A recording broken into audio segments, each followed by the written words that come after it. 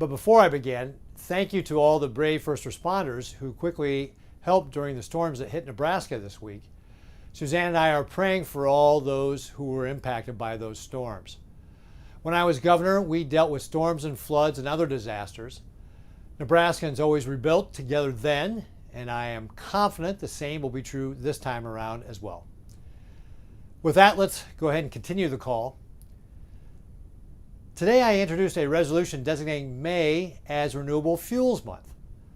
Nebraska is a national leader in biofuels production, making 2.2 billion gallons each year. This homegrown energy saves consumers money at the pump. It helps farmers get better prices for their corn and soybeans, and it's good for our environment. Biofuels also contribute to American energy independence. The Renewable Fuels Association estimates that U.S.-produced ethanol displaced the need for 640 million barrels of imported oil in 2025. This reduces our reliance on foreign countries and bolsters our national security. Our biofuels are a win for Nebraska and America. Last week, we saw Congressman Adrian Smith's bill allowing for year-round sales of E15 pass the House. E15 is a win-win-win for consumers, the environment, and farmers and ranchers. It gives Nebraskans more choice at the pump and saves them money. Last weekend when I filled up at Hy-Vee, I saved 55 cents per gallon with E10 compared to the regular 87 octane gasoline. E15 saves even more money at the pump. At our Nebraska breakfast this morning, Congressman Bacon relayed that he saved $1 a gallon by filling up with E15. That's real relief. It's time to make this law. Nebraska's farmers and ranchers also rely on stability and good trading partners to succeed. While we are the nation's 5th largest ag exporter, the vast majority of our exports are to countries in the Indo-Pacific. I've visited a number of them as governor, leading trade missions with farmers and ranchers. In Nebraska, we already know China is an unreliable trade partner. And that's why when I was governor, we moved our trade office from China to Germany. With the conclusion of Trump's summit in Beijing, Asian market access looks like it might expand. U.S. Trade Representative Jamieson Greer said that he expects China to buy double-digit billions of U.S. ag products over the next 3 years.